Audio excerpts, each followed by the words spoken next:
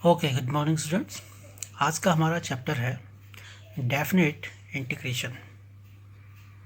देख रहे हैं आप, ये डेफिनेट इंटीग्रेशन लिखा हुआ A to B F x D X. अब तक हमने क्या पढ़ा था? Indefinite integration. तो क्या अंतर दिख रहा है आपको?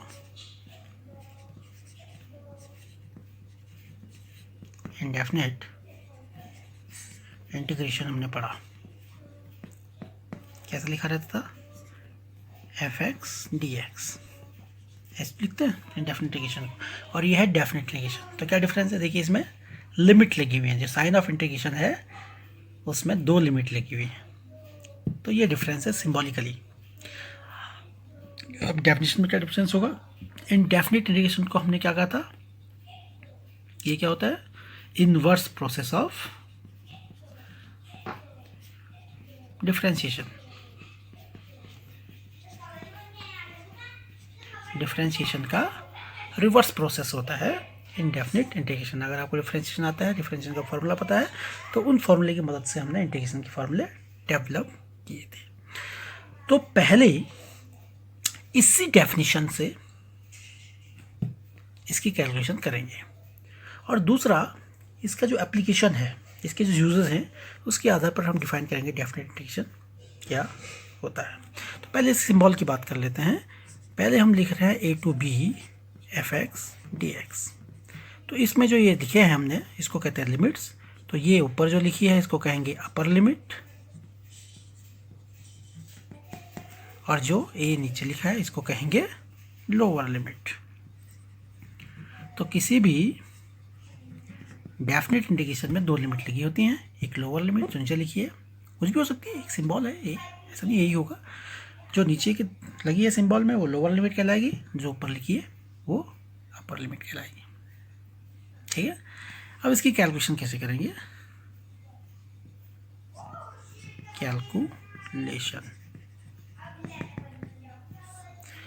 कैलकुलेशन कैसे करेंगे डेफिनेट इंटीग्रेशन की? पहला तो बाय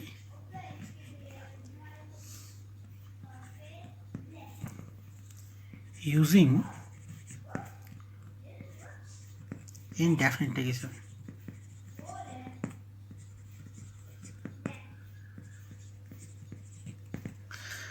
इनडेफिनेट इंटीग्रेशन आपको आता है? अभी हमने बहुत सारे मेथड पढ़े अलग तरीके के। सबसे पहले हमने पढ़ा सिंपली जो है इंटीग्रेशन के जो फॉर्मूले हैं उनका यूज़ करके इंटीग्रेशन करेंगे। दूसरा हमने देखा कि सब्स्टिट्यूशन मेथड यूज़ करते हैं।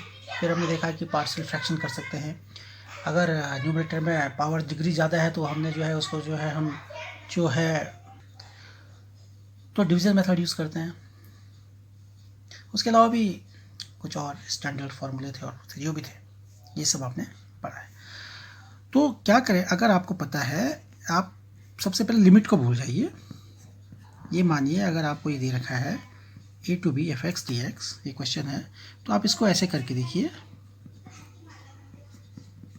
F x D X, limit हटा दीजिए, और आप देखिए कि आप इसका इंटीग्रेशन कर सकते हैं कि नहीं कर सकते। ठीक है। और अगर आप इसका इंटीग्रेशन कर पा रहे हैं, और सपोज करो आपका आंसर आया एफ एक्स प्लस सी, ये तो आएगा, कॉन्स्टेंट ऑफ इंटीग्रेशन भी आएगा। ठीक है। तो फिर ये डेफिनेशन कहती है कि ए to B F x D X, अगर ये कोई इंटीग्रेशन है, तो इसका जो इंडेफिनिट इंटीग्रेंट से जो आंसर आया, सपोज करो अगर वो एफ एक्स था और कांस्टेंट भी आप चाहे लगाएं, तो उसमें एक एक करके हम लिमिट पुट कर देते हैं, तो ये बन जाएगा। ठीक है। क्या कहा मैंने कि अगर आपको कोई डेफिनेट कंडीशन दे रखा है A to B F x D x, तो सबसे पहले आप इसकी लिमिट को भूल जाइए। जैसा इनडेफिनिट जो इंटीग्रेशन को सॉल्व करने के हमारे मेथड है उसको यूज़ करिए। ठीक है। और आंसर आएगा कुछ, जो आंसर आया अब उसमें लिमिट को पुट कर दीजिए। तो क्या होता है, एक बार सबसे पहले अपर लिमिट पुट करते हैं, एफ बी, कांस्टेंट पे कोई फ़र्क नहीं पड़ेगा, सी, इसमें एक बार एक्स की जगह अपर लिमिट लिखी। ठीक है। फिर माइनस इसमें लोअर लिमिट लिखेंगे, एफ ए, प्लस ये भी है। तो एक बार इस आंसर में अपर लिमिट पुट करते हैं एक्स की जगह, और माइनस लोअर लिमिट पुट करते हैं। तो क्या हो गया, F B plus C minus F ए माइनस सी, और सी से सी कैंसिल होगा। तो क्या आंसर आ गया आपका, F B minus F A. तो ये बन गई डेफिनेशन कि ए to B F x D x is equal to F B minus F A. देखो डेफिनेट इंटीग्रेशन में कभी भी कांस्टेंट ऑफ इंटीग्रेशन नहीं आता, सी नहीं आता है, क्योंकि सी कट जाता है। तो अब बार बार आप ऐसा लिखेंगे नहीं, ठीक है। आपको पता है यहाँ सी यूज़ ही नहीं करना है। इसलिए क्यों नहीं करना है, क्योंकि सी कट गया। आपने देख लिया कि डेफिनेट इंटीग्रेशन में इसलिए कभी भी हम सी नहीं लगाते हैं। इस बात को नोट कर लीजिए। डेफिनेट इंटीग्रेशन में हम हर आंसर के पीछे कांस्टेंट ऑफ इंटीग्रेशन लगाते हैं। डेफिनेट इंटीग्रेशन में आप कभी भी कांस्टेंट ऑफ इंटीग्रेशन नहीं लगाएंगे। क्यों नहीं लगाएंगे, आपको यहाँ से दिख गया है। तो ये सिंपल मेथड है डेफिनेट इंटीग्रेशन सॉल्व करने का। अगर जो फंक्शन दे रखा है आप उसका इंटीग्रेशन कर सकते हैं, तो उसका इंटीग्रेशन करिए, लिमिट को भूल जाइए। जो आंसर आएगा अब उसमें पहले अपर लिमिट पुट करिए, फिर माइनस लोअर लिमिट पुट करिए, तो आपका आंसर हो जाएगा। तो अगर आपको दे रखा है A to B F x D x, तो आपने एफ एक्स का जो है इंटीग्रेशन किया, और सपोज करो आपका आंसर आया कैपिटल एफ एक्स, और उसके बाद क्या हो जाएगा, उसमें एक बार अपर लिमिट पुट की एफ बी माइनस एक्स की जगह बी लिख दिया, फिर माइनस किया और एफ एक्स की जगह ए लिख दिया एफ ए। तो ये आपका आंसर हो जाएगा। तो ये इंडेफिनिट इंटीग्रेशन के बेस पर जो है डेफिनेट इंटीग्रेशन की पहली डेफिनेशन कहें या पहला इसको सॉल्व करने का तरीका है। और अब इस पर कुछ एग्जाम्पल लेते हैं। तो ये लिया हमने पहला example, 0 to 1 x square upon x square plus 1 d x. तो मैंने कहा पहले लिमिट भूल जाइए, तो लिखिए इसको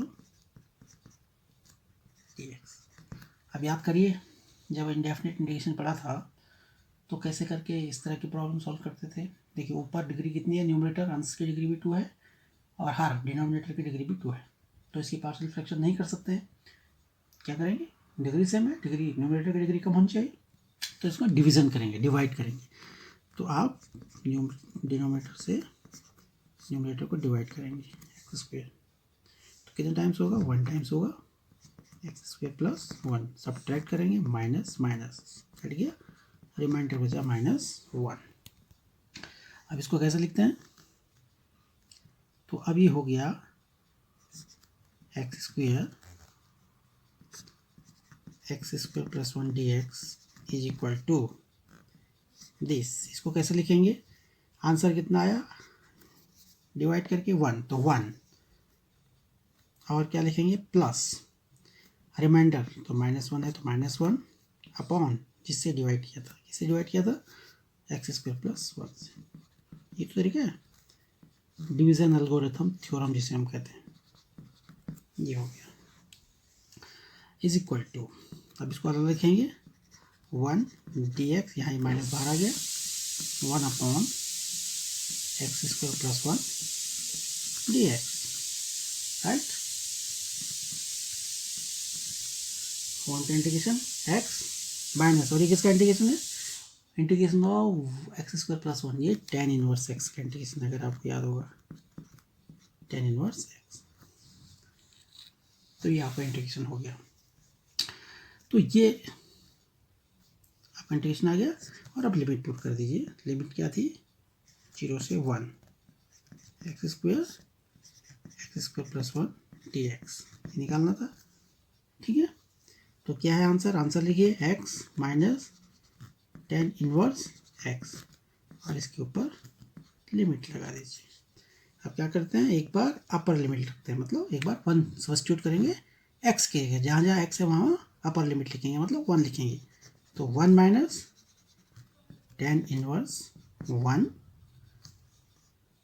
ठीक है, ब्रैकेट लगाइए, फिर बीच में माइनस का साइन आएगा, फिर ब्रैकेट लगाइए, और अब जहाँ जहाँ एक्स है वहाँ लिखेंगे लोअर लिमिट, मतलब 0। तो एक्स की जगह 0 0 माइनस tan इनवर्स 0। और इन्वर्स फंक्शन का मतलब क्या होता है, इन्वर्स पढ़ा था आपने ट्रिग्नोमेट्री में फर्स्ट सेमेस्टर में। इन्वर्स फंक्शन ये होता है कि मैंने कहा कि ए इज इक्वल टू 10x। तो मैं जब 10 को यहाँ ले जाता हूँ तो ये इन्वर्स बन जाता है। 10 को साइड ले जाऊँगा मैं, तो अब मैं कहूँगा 10 inverse is equal to x। ये इन्वर्स फंक्शन है। जब ट्रिग्नोमेट्रिक फंक्शन को एक साइड से दूसरी साइड ले जाते हैं तो ऐसे करके इन्वर्स फंक्शन बनते हैं। तो इनकी वैल्यू कैसे लिखेंगे? तो ये पूछ रहा है 10 इन्वर्स 1। अब याद कीजिए कि ट्रिग्नोमेट्रिक फंक्शन में 1 किसकी वैल्यू होती थी 10 में? याद आया कुछ? कि 10 π/4 इज इक्वल टू 1। π/4 मतलब 45 डिग्री। 10 45 डिग्री की वैल्यू कितनी होती है? 1। तो इसको आप कैसे लिखेंगे? ये आप प्रैक्टिस करेंगे तो आपको याद हो जाएंगे। तो ये 10 यहाँ जाएगा तो क्या हो जाएगा? तो 10 इनवर्स 1 की वैल्यू हमेशा हम क्या लिखेंगे? π/4। ऐसे ही 10 0 डिग्री कितना होता था? 0। तो 0 इज इक्वल टू 10 इनवर्स 0। तो 10 इनवर्स 0 की वैल्यू होती है 0। तो यहाँ पुट करेंगे अब। तो पुट करिए 1 माइनस 10 इनवर्स 1 की वैल्यू आपको पता चल गई π/4 माइनस 0 और माइनस 0 माइनस 10 इनवर्स 0 की वैल्यू 0। तो ये आपका आ गया 1 माइनस π/4 और ये आपका है आंसर। देखिए ये आसान क्वेश्चन था इसका। तो यहाँ पर इंडेफिनिट इंटीग्रेशन की मदद से हमने डेफिनिट इंटीग्रेशन को सॉल्व किया। पहले इंडेफिनिट इंटीग्रेशन कैलकुलेट किया, फिर जो आंसर आया उसमें लिमिट पुट कर दी। ठीक है, तो ये पहला तरीका है इसको सॉल्व करने का। एक एग्जाम्पल और लेते हैं इसका। दूसरा एग्जाम्पल हम ले रहे हैं, देखिए 0 to π dx upon 1 + sin x। तो चलिए अब आप समझिए हैं क्या करना है। जो इंटीग्रेशन के मेथड आप जानते हो यूज़ करेंगे। dx तो 1 अपॉन 1 + sin x। तो ऐसे क्वेश्चन में हम क्या करते थे?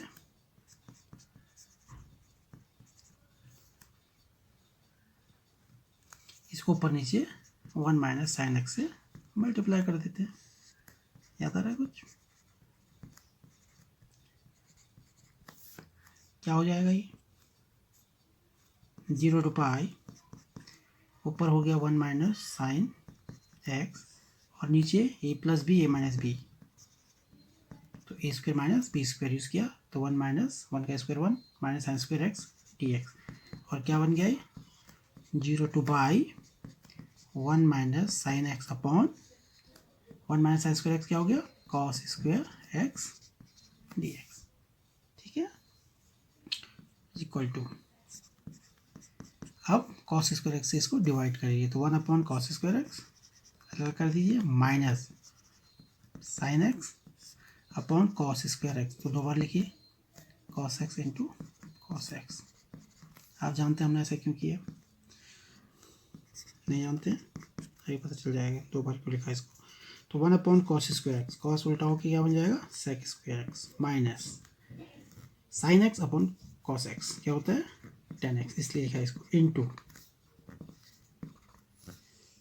और ये cos x बच गया तो 1 अपॉन cos x क्या होगा? sec x। और अब इसको चाहो तो अगर लिखो या एक साथ इसका इंटीग्रेशन कर लो। अब इंटीग्रेशन कर लो sec² x का इंटीग्रेशन tan x, ये जानते हैं आप, फॉर्मूले हैं सीधे।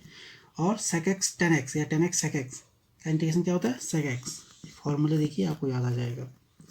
और ऐसा आंसर आ गया और आंसर लिख लिया, उसके ऊपर क्या लगाएंगे? लिमिट लगाएंगे 0 to π। अभी तक हम लिमिट का कोई रोल नहीं कर रहे थे, कोई रोल नहीं है इसमें। यहाँ तक आप लिमिट लिखते रहिए, अपना क्वेश्चन जैसे करके इंडेफिनिट सॉल्व करते रहिए। जब आंसर आ जाएगा कांस्टेंट लगाने की जरूरत नहीं, आपको बता दिया, और उसके ऊपर लिमिट पुट कर दीजिए। अब क्या करेंगे? इसमें सब पहले अपर लिमिट रखेंगे, फिर बीच में माइनस का साइन लगाएंगे और फिर लोअर लिमिट रखेंगे। ठीक है, तो करिए, पुट करिए। पहले अपर लिमिट, तो x की जगह अपर लिमिट लिखेंगे। अपर लिमिट है पाई, तो 10 पाई माइनस सेक पाई। अपर लिमिट पुट कर दी, बीच में साइन ऑफ माइनस का साइन आएगा। फिर लोअर लिमिट है 0, तो 10 0 माइनस सेक 0। अभी ट्रिग्नोमेट्रिक वैल्यू आपको याद होनी चाहिए। 10 पाई, बताइए 10 पाई 0 होता है, 0 और पाई पर सेम वैल्यू होती है, माइनस सेक पाई। सेक पाई कॉस साइन या कॉस में जो 10 पर पाई पर वैल्यू होती है वो 0 के रिवर्स होती है, जो 0 पर होती है उनके उल्टे होते हैं। तो कॉस 0 1 होता है तो कॉस पाई भी क्या होगा, सॉरी कॉस 0 1 होता है तो कॉस पाई -1 हो जाता है, और सेक में भी क्या हो जाएगा, सेक पाई -1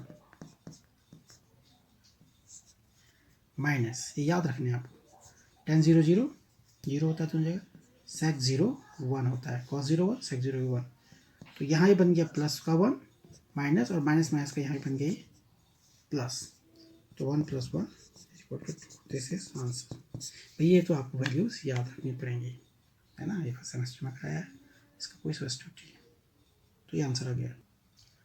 तो अभी हम इसको डायरेक्ट इंटीग्रेट कर देते थे, हमारा इंटीग्रेशन हो जा रहा था। लेकिन कभी कभी क्या होता है कि जो आपको फंक्शन दे रखा है उसके इंटीग्रेशन में, जिस फॉर्म में वो दे रखा है उसका सीधे इंटीग्रेशन करने में कुछ दिक्कतें होती हैं, मतलब हो नहीं पाता है वो आसानी से।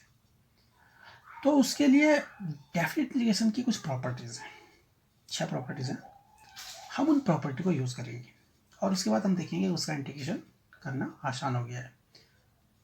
ठीक है, अगर जो फंक्शन आपको दे रखा है उसका आपको इंटीग्रेशन आ रहा है, जो अपने इंटीग्रेशन के तरीके जानते हैं, तो आप सीधा करिए, आपका आंसर आ जाएगा, उसमें आप लिमिट पुट करेंगे। लेकिन कभी कभी क्या होगा कि थोड़ा जटिल सा कॉम्प्लिकेटेड जो है फंक्शन का स्ट्रक्चर आपको दिखेगा, और उसके बाद अभी हम आपको 6 प्रॉपर्टी बताएंगे डेफिनेट इंटीग्रेशन की, और उनमें से आपको लग रहा है किसी प्रॉपर्टी को यूज़ करने से इक्वेशन की फॉर्म सिंपल हो जा रही है, तो आप इन 6 प्रॉपर्टी को यूज़ करेंगे और फिर उसका इंटीग्रेशन करेंगे और फिर उसमें लिमिट पुट करेंगे, बाकी प्रक्रिया वही रहेगी। तो ये 6 प्रॉपर्टीज़ क्या है देख लीजिए, ये लिखिए कागज़ में। ठीक है, पहली प्रॉपर्टी देखिए, पहली प्रॉपर्टी है a to b f(x) dx = a to b fy dy। क्या हुआ है इसमें, पहली प्रॉपर्टी में केवल हमने वेरिएबल बदला है, यहाँ वेरिएबल x था, यहाँ वेरिएबल y था। तो हम ये कहना चाह रहे हैं कि किसी डेफिनेट इंटीग्रेशन पर वेरिएबल बदल देने से फ़र्क नहीं पड़ता है, आप x की जगह वेरिएबल y ले लीजिए, आंसर सेम आएगा, क्योंकि आंसर इसका कोई न्यूमेरिकल वैल्यू या कांस्टेंट आता है। तो वेरिएबल बदलने से, क्योंकि आंसर किस पर डिपेंड करता है, आंसर डिपेंड करता है इसके लिमिट्स पर, न कि इसके वेरिएबल पर। डेफिनेट इंटीग्रेशन का जो आंसर है, वैल्यू है, वो उसकी लिमिट्स पे डिपेंड करती है, उसकी वेरिएबल पर नहीं। तो इसलिए आप वेरिएबल में एक्स की जगह टी लिख दो या एक्स की जगह वाई लिख दो, कोई फर्क नहीं पड़ेगा। पहली प्रॉपर्टी है। दूसरी प्रॉपर्टी क्या है, a to b f(x) dx = -a b to a f(x) dx। क्या हुआ यहाँ पर, लिमिट बदली गई हैं, लोअर लिमिट थी a, अपर लिमिट थी b, अब यहाँ हमने लोअर लिमिट कर दी b और अपर लिमिट कर दी a, लिमिट को एक्सचेंज कर दिया। तो लिमिट को एक्सचेंज करने से इतना फ़र्क पड़ता है कि बाहर माइनस आ जाता है, जो आंसर होगा उसमें सिर्फ साइन का फ़र्क पड़ता है। तो अगर किसी डेफिनेट इंटीग्रेशन में आप उसकी लिमिट को इंटरचेंज कर रहे हैं तो आंसर में माइनस आ जाएगा। ये दूसरी प्रॉपर्टी, इसको हम यूज़ करते हैं। तीसरी प्रॉपर्टी है कि अगर जो लिमिट आपको दे रखी है a और b, उनके बीच में कोई नंबर है c, बीच में मतलब सपोज करो आपकी लिमिट है 0 to 2, लोअर लिमिट 0 है, अपर लिमिट है 2, तो 0 और 2 के बीच में क्या आता है इंटीजर 1। तो आप लिख सकते हैं कि 0 0 < 1 एंड 1 < 2। तो अगर a और b आपके पास लिमिट्स हैं और इनके बीच में कोई नंबर c है, तो आप इस डेफिनेट इंटीग्रेशन को 2 हिस्सों में तोड़ सकते हैं। ये तो फंक्शन तो वही रहेगा, सिर्फ लिमिट बदल जाएंगी। तो पहले हिस्से में आप लिमिट ले सकते हैं a to c और दूसरे में c to b। इसको एग्जाम्पल से समझिए कि ये कह रहा है कि अगर a और b ये लिमिट है और इनके बीच में कोई नंबर है c, इनके बीच में कोई नंबर है c, जैसे मैंने लिया कि 0 लिमिट है मेरे पास और 2 लिमिट है, ये 2 लिमिट हमको किसी में दे रखी है, सब ये दे रखा है हमको 0 to 2 फंक्शन दे रखा है f(x) dx। तो 0 और 1 के बीच में, 0 और 2 के बीच में क्या होता है 1, तो मैं इसको 2 हिस्से में तोड़ सकता हूँ, 0 to 1 प्लस 1 to 2। ये कह रहा है ना, कि डेफिनेट इंटीग्रेशन की लिमिट को आप 2 हिस्से में तोड़ सकते हैं, उनके बीच का कोई नंबर लेकर के। इस प्रॉपर्टी का भी काफ़ी यूज़ किया जाता है। और चौथी प्रॉपर्टी है बहुत इंपॉर्टेंट, चौथी प्रॉपर्टी क्या करी है कि 0 to a f(x) dx = 0 to a f(a - x) dx। क्या किया है, लिमिट में कुछ बदलाव नहीं हुआ है, अपर लिमिट में से x को माइनस किया है। ये प्रॉपर्टी बहुत इंपॉर्टेंट है, जब ट्रिग्नोमेट्रिक फंक्शन रहता है, जो चौथी प्रॉपर्टी है कि 0 to a, पहली शर्त यह है कि लोअर लिमिट 0 होनी चाहिए। पहले लोअर लिमिट क्या होनी चाहिए? 0 है, ऐसे नहीं कुछ भी। लोअर लिमिट 0 है, अपर लिमिट कुछ भी हो सकती है। सपोज करो a है, तो आप इसको लिख सकते हैं 0 to a, लिमिट वही रहेगी f a minus x D x, मतलब अपर लिमिट में से x माइनस करिए, इंटीग्रेशन पे कोई फर्क नहीं पड़ेगा। ये प्रॉपर्टी इंपॉर्टेंट है, इसको याद रखना है, इसका यूज़ करेंगे हम। कब करते हैं? जब ट्रिग्नोमेट्रिक फंक्शन रहते हैं इंटीग्रेशन के। पांचवी प्रॉपर्टी है माइनस ए टू ए। यहाँ पर माइनस ए से ए लिमिट, मतलब सेम चीज़ें हैं, केवल साइन का लिमिट में न्यूमेरिकल वैल्यू सेम है, केवल साइन डिफर है। तो minus A to A F x D x होगा। अब इसमें एक दो चीज़ें आएंगी, even and odd function. Even and odd function आप समझते हैं। इवन फंक्शन किसको कहते हैं? Even function if f minus x, मतलब एक्स की जगह जो फंक्शन दे रखा है उसमें माइनस एक्स लिखिए और देखिए क्या आता है। तो वापस एफ एक्स अगर आ गया, मतलब एक्स की जगह माइनस एक्स लिखने से फंक्शन पे कोई फर्क नहीं पड़ा। जैसे सपोज करिए आपको दे रखा है साइन स्क्वायर एक्स, अब स्क्वायर है इसका, तो अगर आप, इसका मतलब होता है स्क्वायर ट्रिग्नोमेट्री में यहाँ लगाया जाता है, ठीक है। तो ये एफ एक्स है आपका। अब आपने क्या कर दिया, एफ माइनस एक्स कैलकुलेट करना है, एक्स की जगह माइनस एक्स लिखना है, तो आप लिखेंगे साइन माइनस एक्स इसका स्क्वायर, ठीक है।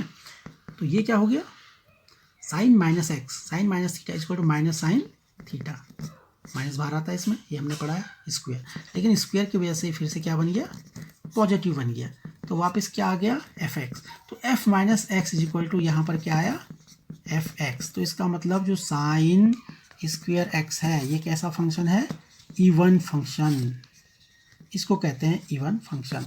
अगर किसी फंक्शन में x की जगह माइनस एक्स लिखने से वापस एफ एक्स आ जाता है तो हम कहते हैं F x is an even function. हम कहते हैं एक्सेप्शन इवन फंक्शन एक सम फंक्शन है, फलन जो भी हिंदी में कहते हैं। दूसरा, अगर हमने कहा इफ एफ माइनस एक्स हमने रखा और बाहर माइनस साइन कॉमन आ गया, क्या आ गया आंसर, माइनस एफ एक्स, तो हम कहते हैं F is an odd function, x एक विषम फलन होगा, ठीक है। एग्जाम्पल लीजिए इसका, आपने लिया F x is equal to sine X, तो F minus x is equal to sine X की जगह माइनस एक्स लेके माइनस एक्स और sine minus theta minus sine theta, तो क्या आ गया, माइनस एफ एक्स। तो साइन एक्स कैसा फंक्शन होता है, odd function, sine x odd function है। वहाँ हमने क्या लिया था, अभी पिछले एग्जाम्पल में साइन स्क्वायर एक्स लिया था, इसलिए वो इवन फंक्शन बन गया था। दूसरा एग्जाम्पल लीजिए कि हमने लिया F x is equal to cos x, तो अब एफ माइनस एक्स लीजिए तो क्या हो जाएगा, कॉस माइनस एक्स, और cos minus theta is equal to cos theta, इसमें माइनस बार नहीं आता है, तो कॉस एक्स कैसा फंक्शन है, even function. Sine x odd function होता है, कॉस एक्स इवन फंक्शन होता है, टेन एक्स ऑड फंक्शन होता है, ये आप करके देखेंगे। सेक एक्स इवन फंक्शन होता है। कोई भी फंक्शन आपको दे रखा है, इवन एंड ऑड चेक करने का तरीका ये है, उसमें जो है एक्स की जगह माइनस एक्स लिखिए और उसके बाद आंसर निकालिए। अगर f minus x is equal to F x आ जाता है तो फंक्शन इवन है, और if f minus x equal to minus F X, बाहर माइनस कॉमन आ जाता है तो वो ऑड फंक्शन है। तो इसका यूज़ हो रहा है इस प्रॉपर्टी 4 में। आपको पहले इवन एंड ऑड के बारे में, प्रॉपर्टी 5 में के बारे में पता होना चाहिए कि minus A to A F x D X, limit minus A to A होनी चाहिए है एफ एक्स डी एक्स। इसको कैलकुलेट करने का शॉर्ट तरीका ये है कि अगर एफ एक्स इवन फंक्शन है, अगर एफ एक्स क्या है, इवन फंक्शन है, मतलब F minus x is equal to F x आ रहा है, तो आप इसको सीधे लिख देंगे, 2 बाहर लिखेंगे और लिमिट कर देंगे 0 to a, 0 to F x D x. क्या चेंज हुआ, अगर एफ एक्स इवन फंक्शन है तो बाहर 2 लिखा, इंटीग्रेशन में माइनस ए की जगह 0 लिख दिया, और क्वेश्चन बहुत ही आसान हो जाएगा, सीधे आंसर ही आ जाएगा। अगर एफ एक्स आपने प्रूव कर लिया ऑड फंक्शन है, अगर आपने दिखा लिया कि f minus x is equal to minus F x, तो सीधा जो उसका इंटीग्रेशन है वो क्या बन जाएगा, 0 हो जाएगा। ठीक है, तो ये बहुत काम की प्रॉपर्टी है, ये भी इम्पोर्टेंट। और छठवीं प्रॉपर्टी कि 0 to 2a, limit upper limit में नीचे लोअर लिमिट में 0 है, अपर लिमिट में क्या है 2a, F x D x equal to, और क्या हो जाता है 0 to a F x D X if F 2a minus x equal to F X. हम F upper limit minus X calculate करेंगे, अगर वो वापस एफ एक्स आता है तो इसको हम लिख सकते हैं 0 to F x D x, और अगर वो F 2a minus X minus F x आ जाता है तो सीधा इंटीग्रेशन 0 हो जाएगा। इस प्रॉपर्टी का भी कभी कोई यूज़ करते हैं। अब हम इनमें से कुछ प्रॉपर्टी को यूज़ करते हुए कुछ एग्जाम्पल लेते हैं जिससे आपकी समझ में आएगा। पहला एग्जाम्पल हम लेते हैं प्रॉपर्टी यूज़ करते हुए डेफिनेट इंटीग्रेशन की, ये है 0 to pi/2 under root cos x upon under root sine x plus under root cos x. तो देखिए, अगर इसको हम जो अभी हमने तरीका पढ़ा सीधे इंटीग्रेशन करने का, उससे करना चाहेंगे तो थोड़ा सा जो फंक्शन है कॉम्प्लिकेटेड सा लग रहा है ना। लेकिन देखेंगे जब हम प्रॉपर्टी यूज़ करेंगे, जो 6 प्रॉपर्टी हमने पढ़ी है उनमें से कोई भी एक प्रॉपर्टी हम यूज़ करेंगे जो हमें यहाँ इस क्वेश्चन में सूटेबल लगेगी, तो हम देखेंगे क्वेश्चन बहुत आसान बन जाएगा। तो मैं इसको आई मान लेता हूँ, इसको मैंने मान लिया आई। अब कौन सी प्रॉपर्टी यूज़ करनी है, ये जब आप प्रैक्टिस करेंगे बार बार तो आपको पता चल जाएगा कौन से क्वेश्चन में कौन सी प्रॉपर्टी लगा करके चीज़ें आसान हो सकती हैं। तो मैं इसमें प्रॉपर्टी 4 लगा रहा हूँ।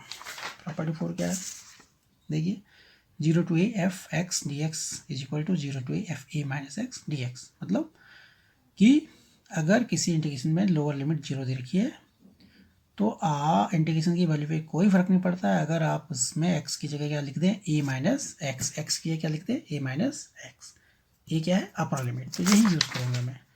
तो मैं इसमें कर रहा हूँ प्रॉपर्टी, लिखना भी चाहिए क्वेश्चन में कौन सी प्रॉपर्टी यूज़ करें, तो यूजिंग प्रॉपर्टी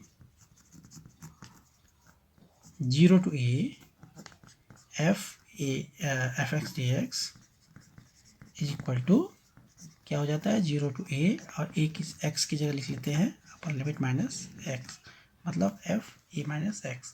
तो ये प्रॉपर्टी यूज़ करना, तो इसको मैंने आई मान लिया आई। अब यूज़ करिए 0 to a क्या है π/2 अंडर रूट कॉस x की जगह क्या लिखेंगे a माइनस एक्स, a क्या है अपर लिमिट, a क्या है यहाँ पर अपर लिमिट, और हमारे पास अपर लिमिट क्या है π/2, तो a की जगह क्या लिखेंगे π/2, तो a माइनस एक्स मतलब π/2 माइनस एक्स अपॉन, इसको थोड़ा बड़ा ही बना लो, upon sine under root sine a minus X π/2 minus X plus under root cos X cos π/2 minus x D X. ये समझ गया, हमने x की जगह लिखा a माइनस एक्स, a की वैल्यू है π/2। अब ट्रिग्नोमेट्रिक आपको थोड़ा याद करनी पड़ेगी, 0 to π/2 लिमिट लिखी रहेगी under root cos pi minus theta π/2 minus theta, ये पढ़ाए थे sine π/2 minus theta cos π/2 minus theta. तो π/2 माइनस थीटा कहाँ होता है फर्स्ट क्वाड्रेंट में, पहले चतुर्थांश में, है ना। पहले चतुर्थांश में एक तो सारी वैल्यू पॉजिटिव होती है, और साइन π/2 माइनस थीटा में बदलता है, साइन किस में बदलता है कॉस में, कॉस किस में बदलता है साइन में, तो कॉस का हो जाएगा साइन एक्स, क्योंकि हम जानते हैं cos π/2 minus theta is equal to cos theta. ठीक है, ऐसे ही साइन π/2 माइनस थीटा क्या होगा कॉस थीटा, ये ट्रिग्नोमेट्री याद कीजिए, plus under root cos π/2 minus theta क्या हो जाएगा साइन एक्स, और यहाँ एक्स है एक्स लिखेंगे, एक्स थीटा नहीं है एक्स डी एक्स। इसको इक्वेशन 2 कह दीजिए, और जो आपको दिया था इसको इक्वेशन 1 कह दीजिए। अब देखिए क्या सिमिलरिटी है, यहाँ था I is equal to under root cos x upon under root sine x plus under root cos X, और अब क्या आया इस प्रॉपर्टी को यूज़ करने के बाद I is equal to 0 to π/2 under root sine X, ऊपर अंडर रूट साइन एक्स आ गया है, और नीचे देखो डिनोमिनेटर सेम है, आगे पीछे लिखा है लेकिन है same, under root sine x plus under root cos x, denominator दोनों में सेम है। तो क्या करेंगे इक्वेशन 1 और इक्वेशन 2 को जोड़ दीजिए, एडिंग इक्वेशन 1 एंड 2। तो लेफ्ट हैंड साइड में यहाँ ऊपर वहाँ भी आई है और यहाँ भी आई है, दोनों की वैल्यू आई है इज इक्वल। राइट हैंड में पहला बन गया 0 to π/2 under root cos X है पहले वाले में, ये इक्वेशन 1 में, तो cos x upon under root sine x plus under root cos X plus इसमें है अंडर रूट साइन एक्स, देखिए इसको जोड़िए इक्वेशन 2 साइन एक्स, और नीचे इसको आगे लिख लीजिए साइन एक्स को dx। तो यहाँ क्या बन गया लेफ्ट हैंड साइड में 2i इज इक्वल टू, ये एक ही कॉमन साइन अपडेशन लगाइए, इनको आपस में जोड़ दीजिए। तो दोनों का डिनोमिनेटर सेम है, under root sine x plus under root cos x. तो एलसीएम आ गया, कॉमन हो गया। तो ऊपर क्या हो गया, अंडर रूट कॉस एक्स यहाँ से आ गया plus under root sine x, यही तो है, सम ऐसे तो करेंगे टी एक्स। ये एलसीएम ले लिया, सेम है तो एलसीएम ले लिया, ऊपर भी सम हो गया। देखो under root sine x plus under root cos X, under root sine x plus cos X, same चीज़ है, ऊपर नीचे कट गई। तो क्या बन गया, 2i is equal to 0 to π/2 1 dx। अब 1 का इंटीग्रेशन क्या हुआ, x। 1 का इंटीग्रेशन क्या होता है, x होता है नहीं होता है। अब इसके ऊपर क्या पुट करेंगे, लिमिट पुट करेंगे 0 to π/2। और अब क्या करते हैं, पहले अपर लिमिट रखते हैं माइनस, और फिर उसमें से लोअर लिमिट माइनस करते हैं। तो x है तो इसकी जगह अपर लिमिट रखी π/2 माइनस लोअर लिमिट 0। तो 2i इज इक्वल टू क्या आ गया आंसर, π/2। तो i इज इक्वल टू π/4, और i तो निकालना था, जो क्वेश्चन था उसको हमने क्या मान लिया था। तो ये आपका क्या हो गया आंसर। तो देखिए प्रॉपर्टी यूज़ करने से ये क्वेश्चन कितना आसान बन गया। एक और एग्जाम्पल लेके आए आपको समझ। चलिए नेक्स्ट एग्जाम्पल लिए, ठीक है, -5/4 से 5/4। तो एक चीज़ तो आपको दिख रहा है इसमें -a to a, लिमिट क्या है, -a to a। तो ये ऐसी एक प्रॉपर्टी थी हमारे पास, -a to a थी प्रॉपर्टी, कौन सी, फिफ्थ वाली, -2a to a fx dx is equal to 0 to fx dx। अगर fx इवन फंक्शन होता है और 0 हो जाएगा अगर fx ऑड फंक्शन होता है। तो इसको यूज़ करने की कोशिश करते हैं, चेक करते हैं कि जो है ये फंक्शन जो है इवन फंक्शन है कि ऑड फंक्शन है। तो देखिए sign square x fx is equal, अभी हमने चेक किया था ये जब ऑड एंड इवन फंक्शन समझाया था, फिर भी देख लीजिए fx is equal to sine square x. तो क्या इवन और ऑड दिखने के लिए क्या चेक करेंगे, f माइनस एक्स, मतलब x की जगह लिखेंगे माइनस एक्स। तो क्या हो जाएगा, साइन माइनस एक्स का स्क्वायर, स्क्वायर बाहर लगता है, साइन स्क्वायर एक्स का मतलब साइन एक्स का होल स्क्वायर, और साइन माइनस एक्स होता है माइनस साइन एक्स और इसका स्क्वायर, और किसी का भी स्क्वायर है तो हमेशा पॉजिटिव आएगा, आएगा नहीं आएगा, स्क्वायर का मतलब ही पॉजिटिव होता है। तो इस साइन एक्स का स्क्वायर मतलब साइन स्क्वायर एक्स, और वापस क्या आ गया, एफ एक्स। तो F minus x is equal to F x, तो that is F x is even, मतलब एफ एक्स क्या था, sine square x is an even function. ये आपने प्रूफ कर दिया, ठीक है। और जब ये इवन होता है तो इसकी वैल्यू क्या हो जाती है, क्या हो जाता है, -a to a fx dx is equal to 0 to a fx dx। ये प्रॉपर्टी 5 देखिए, if fx is even function, इस fx इज इवन, और यहाँ पर fx क्या है, इवन है। So -π/4 to π/4 sine square x dx is equal to 0 to a, ये है -a और ये है a, तो क्या हो जाएगा 0 to a π/4 fx sign square x dx। क्या प्रॉपर्टी यूज की, यूजिंग प्रॉपर्टी 5। तो ये इतना सिंप्लीफिकेशन हो गया लिमिट में, इसने लिमिट को इसका सिंपल कर दिया। और आप इंटीग्रेशन कर दीजिए, ये तो कर ही सकते हैं हम, साइन स्क्वायर एक्स का इंटीग्रेशन तो कर ही सकते हैं। साइन स्क्वायर एक्स क्या लिखेंगे, cos 2x का फॉर्मूला यूज़ करेंगे, ये तो हम जिसने इंटीग्रेशन किया वो जानता, बहुत आसान है। cos 2x is equal to 1 - 2 sine square x, तो यहाँ से क्या हो जाता है, sine square x is equal to 1 - cos 2x/2। हमेशा साइन स्क्वायर एक्स का इंटीग्रेशन करते हैं उसका लिखते हैं। तो sine square x is equal to हो गया 1 - cos 2x/2। ये तो हमने अपना जो इंटीग्रेशन के रूल है वो फॉलो किया, प्रॉपर्टी ने इसके लिमिट को सिंपल किया। तो 2, और अब ये 1/2 इंटीग्रेशन के बाहर आ जाएगा, ठीक है।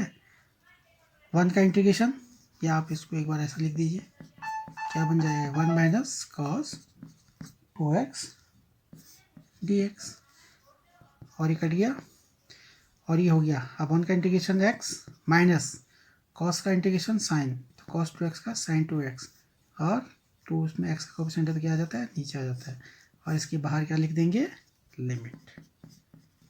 तो ये आपका आ गया x minus sine 2x upon 2 to π/4। अब पुट करेंगे पहले upper limit, upper limit put की तो π/4, x की जगह माइनस साइन 2 इंटू π/4 अपॉन 2, एक बार अपर लिमिट रखी, आप क्या रखेंगे, लोअर लिमिट, लोअर लिमिट है 0, 0 माइनस साइन 0 अपॉन 2, तो क्या हो गया ये π/4 माइनस साइन हो गए 2 से 4 कट गया तो π/2 बन गए अपॉन 2, और माइनस ये हो गया 0, साइन 0 होता है 0, 0 माइनस 0 अपॉन 2 है ना, 0 बन जाएगा पूरा टर्म। तो ये हो गया π/4 माइनस साइन π/2 1/2, और माइनस ये पूरा टर्म हो गया 0। तो ये इस π/4 माइनस साइन π/2 1 साइन 91, और ये 2 नीचे से आ गया, और ये पूरा टर्म 0 हो गया। तो ये आपको हो गया आंसर। अब ये एक और एग्जाम्पल हमने लिया है, क्या है 0 to π/2 log sin x dx। ये वेरी इंपॉर्टेंट है, बहुत बार आया है ये, और इसमें एक साथ हम 2 प्रॉपर्टी यूज़ करते हैं, ठीक है। तो चलिए, जिसको सबको समझना है भाई, तो इसको आई मान लेते हैं सॉल्यूशन, इसको हमने मान लिया आई, थोड़ा लंबा क्वेश्चन है, 10 मार्क्स में आएगा। 0 to π/2 log sin x dx, और प्रॉपर्टी यूज़ करेंगे यूजिंग प्रॉपर्टी 4। प्रॉपर्टी 4 क्या होती है कि 0 to a f(x) dx is equal to 0 to a, limit same रहेंगे, a की x की जगह upper limit minus x, a minus x लिख सकते हैं, तो लिख सकते हैं, ये प्रॉपर्टी 4 है। तो i is equal to 0 to π/2 log क्या बन जाएगा, साइन x, तो x की जगह लिखेंगे π/2 माइनस एक्स। ये तो कहती प्रॉपर्टी कि कोई फर्क नहीं पड़ता है अगर आप x की जगह a माइनस एक्स लिख लो। तो 0 to π/2 log, और साइन π/2 माइनस एक्स, ट्रिग्नोमेट्री से आप जानते क्या होता है, cos x dx। ये बन गया इक्वेशन 2। साइन π/2 माइनस एक्स क्या होता है, cos x, और ये जो आपको दिया था क्वेश्चन, इसको आपने मान लिया 1, तो ये हमने पहले भी किया है, 1 + 2, दोनों को आपस में जोड़ दीजिए, तो लेफ्ट हैंड साइड में हो गया i + i is equal to, पहला वाला है 0 to π/2, और क्या है, इंटीग्रेशन कॉमन ले लिया, sign of integration log sin x, और दूसरे क्वेश्चन में आया log cos x plus log cos x, दोनों क्वेश्चन को ऐड कर दिया, dx कॉमन ले लिया, dx। अब क्या प्रॉपर्टी यूज़ करेंगे भाई, log की प्रॉपर्टी यूज़ करेंगे, log m plus log n, log m plus log m is equal to log m into n, log m into n होता है ये, या आप उल्टा कहेंगे इसको, ऐसा होता है log m into n is equal to होता है log m plus log n, ये पहली प्रॉपर्टी है log की। और यहाँ क्या था, log sin x plus log cos, उल्टा था, ऐसा लिखा होता है, इसको हमने लिख लिया इंटू में, तो log m इंटू n। अब sin x cos x है, आप जानते हैं ट्रिग्नोमेट्री से, यहाँ 2 लगा लेंगे तो ये छोटा हो जाएगा, 2 sin x cos x क्या बन जाएगा, sin 2x बन जाएगा, और 2 ऊपर लगाए तो 2 नीचे अपनी तरफ से भी लगाएंगे, ठीक है। तो i इज इक्वल टू लिखिए 0 to π/2 क्या बन गया, log sin 2x, बना नहीं बना, 2 sin x cos x sin 2x upon 2 dx, और ये हो गया log m अपॉन n, और log m upon n equal to होता है log m minus log n। ये log का मल्टीप्लाई का फॉर्मूला था, और log ये ऐसे होता है log m upon n equal to log m minus log n। ये दूसरा लॉ होता है log का। तो log m upon n equal to log m, log अलग अलग डिस्ट्रीब्यूट हो जाएगा, m minus log n sin 2 dx, right. आप इसको अलग अलग लिखिए इंटीग्रेशन में। I is equal to 0 to π/2 log, ये हो गया sin 2x dx minus 0 to π/2 log 2 dx, या आप इसको कहेंगे I is equal to 0 to π/2 log sin 2x dx minus log 2 constant है भाई, कांस्टेंट चीज़ है तो इंटीग्रेशन के बाहर हो जाएगा 0 to π/2 dx। इसको आप इक्वेशन 3 कह लीजिए, ठीक है। अब इसमें ये तो आसानी से हो जाएगा, यहाँ तो x हो जाएगा इंटीग्रेशन, इसको कैलकुलेट करना पड़ेगा। तो इसको मैं I1 कह लेता हूँ। तो I1 इज इक्वल टू, पहले मैं इसको अलग से कैलकुलेट करता हूँ, 0 to π/2 log sin 2x, इसको कैलकुलेट करते हैं। तो क्या करेंगे इसमें, sin dx, sin x का फंक्शन है लेकिन x की जगह 2x है, तो 2x को t मान लेते हैं, सब्स्टिट्यूशन मेथड यूज करते हैं, put 2x is equal to t। अभी तक आपने डेफिनेट इंटीग्रेशन में सब्स्टिट्यूशन नहीं किया है। देखो इसमें क्या होगा, इनडेफिनेट और डेफिनेट इंटीग्रेशन में सब्स्टिट्यूशन मेथड यूज़ करने में ये होगा कि जब डेफिनेट इंटीग्रेशन में सब्स्टिट्यूशन मेथड यूज़ करेंगे तो लिमिट भी बदल जाएंगी। क्या बदल जाएंगी, लिमिट भी बदल जाएंगी, क्योंकि इसका मतलब है x इज इक्वल टू 0 से x इज इक्वल टू π/2। अब हमने 2x इक्वल टू t रखा, तो क्या बन गया 2 dx is equal to dt, मतलब dx is equal to dt upon 2। अब लिमिट पे क्या फ़र्क पड़ेगा, तो आप लेते हैं वैन, पहले x इज इक्वल टू क्या था नीचे, लोअर लिमिट 0, तो when x is equal to 0, तो t इज इक्वल टू क्या होगा 2x, 2 into 0 is equal to t भी क्या होगा 0 होगा। और जब x is equal to upper limit लेंगे, क्या था π/2, तो t इज इक्वल टू क्या होगा 2 इंटू π/2, क्या बन गया। तो डेफिनेट इंटीग्रेशन में जब सब्स्टिट्यूशन मेथड यूज़ करेंगे तो लिमिट भी बदलेंगे, लिमिट भी बदल जाती हैं। तो x इज इक्वल टू 0 पर t की वैल्यू निकली तो 0 आ गई, x is equal to π/2 upper limit पर t की वैल्यू निकाली तो पाई आ गई, तो लिमिट बदल गई है। अब I1 इज इक्वल टू हो गया 0 to π, यहाँ से 0 to π log, और 2x को क्या माना t, तो साइन t, ठीक है। और dx क्या आया dt/2, ये आया था dx dt/2, तो ये बन गया। तो I1 इज इक्वल टू हो गया 1/2 बाहर आ गया 0 to π log sin t dt। अब ये कुछ कुछ जो क्वेश्चन दे रखा है उसके जैसा दिखने लग गया है। यहाँ आप sin x भी लिख सकते हैं, पहली प्रॉपर्टी है, लेकिन यहाँ लिमिट वहाँ 0 to π/2 है और यहाँ लिमिट 0 to π है, तो इस लिमिट को π/2 बनाना पड़ेगा जिससे क्वेश्चन और आसान हो जाए।